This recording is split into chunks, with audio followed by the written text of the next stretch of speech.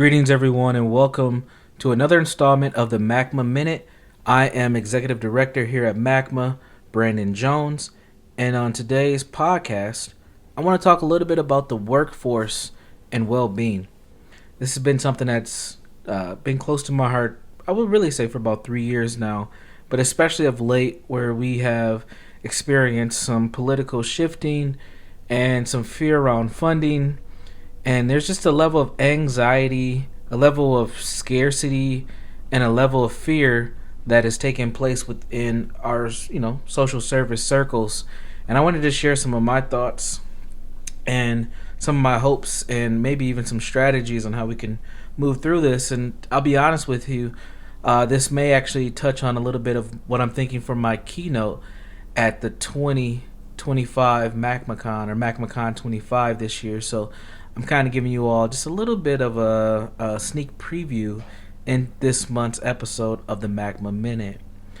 But really, my focus has been on proactive well-being, or sustainable wellness is another term that I like to use. And this is for social service providers. And I kind of just throw us all in one boat, or one bucket is probably another way to say it. And the reason why I'm doing that is because we're all doing this work collectively.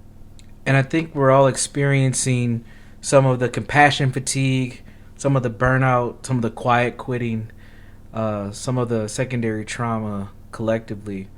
We're seeing people leave the field, educators, healthcare providers, mental health providers, etc. And we really have to be honest about what's going on and start to strategize how do we maintain, because we are the helpers, we are the reassurers for those folks who are out there. We also need to reassure ourselves that we can do this work and maintain a level of sustainability. And one of the things that I have come across as a opportunity towards healing, or a strategy towards healing, has been something called post-traumatic growth. And this thought process has come to me by way of being asked the question so many times over probably the last 6-7 years. Now that we understand ACEs, Brandon, what else do we need to know? How do we move beyond it? We get it. The state of Minnesota has been a great state at focusing on adverse childhood experiences.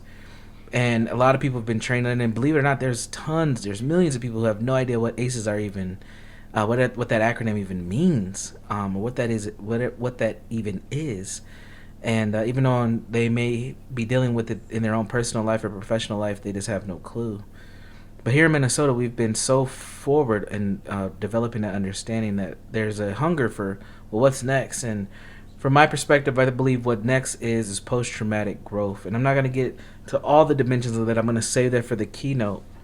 But I do think it is one of the strategies that we can utilize to help us. And believe it or not, I think that we've all gone through a traumatic experience just through the ripple effect of the pandemic, but also just all the things that have taken place beyond just the pandemic itself, but all the elements of it has really brought us to this point where we are today. And it's important for us that do this work to really take care of ourselves. So, we're looking at political polarization, economic uncertainty, social and cultural divides, and ultimately a workforce crisis. Those are the kind of 4 things that I've identified that are causing a huge strain to our field.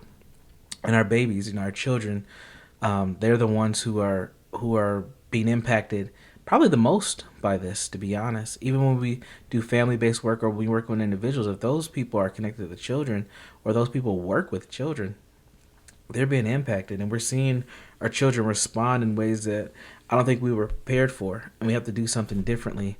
But again, I'm going to get into that in more details when I do my lecture, but I wanted to introduce this concept to you all before we get there. So ultimately, post-traumatic growth has 5 components. 1 is a greater appreciation for life. 2 is enhanced relationships. 3 is new possibilities.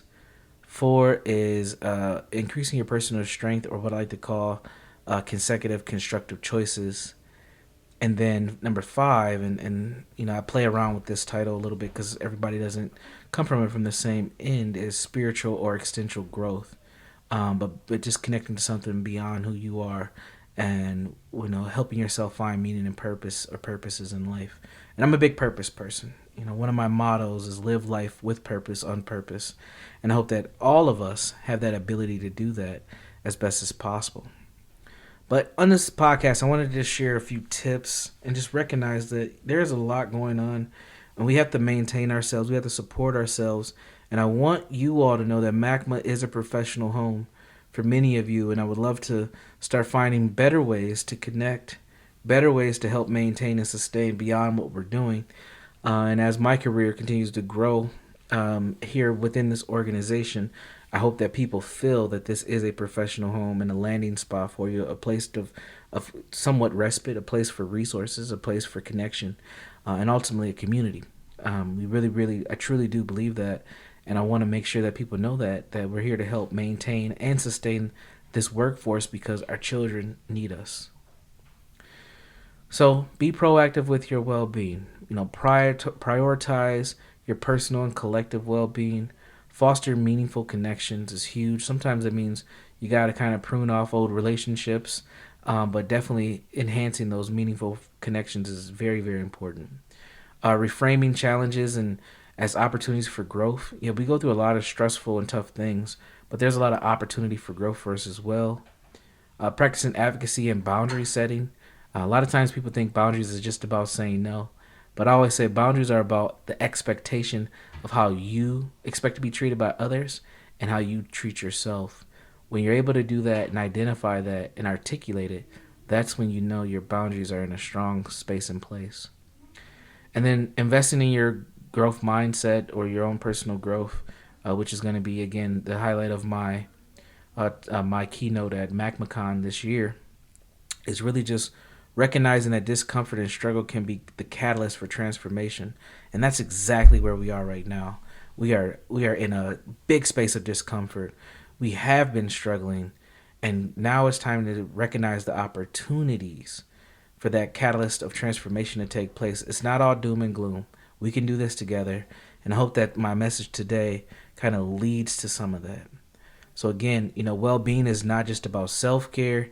It's about transformation. It's about sustainability, and it's about the ability to serve from a place of strength rather than a place of depletion. And if you're close to depletion, I highly encourage you to start connecting with your colleagues and recharging that battery to the best of your ability, and maybe even readjusting some of your work so you don't get to a place of burnout or a place of crashing out, because those two things are different and those two things are happening. Well, we like to keep these podcasts short. I don't want to ramble on too much, but again, I want to give you a little taste of what my keynote will be about at MACMACon 2025. If you haven't registered yet, please do so. Again, we are aiming to make MACMA a professional home for all of you who work with young people who have mental and emotional health challenges.